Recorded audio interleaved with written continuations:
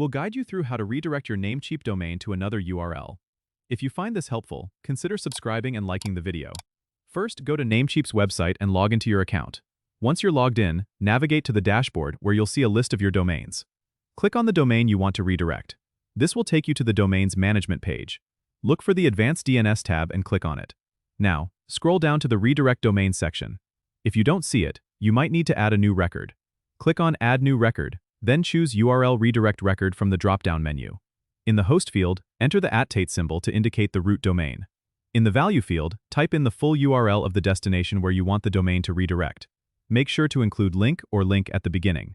Next, choose the redirect type. You can select either permanent 301 for a long-term redirect or temporary 302 if it's just for a short period. After filling in these details, click the green checkmark to save your changes. It may take a few minutes for the changes to propagate. To test it, type your domain into a browser and see if it redirects to the intended target. If it doesn't work immediately, give it some time as DNS changes can take a while to update globally. Don't forget to subscribe and comment if this helped you out.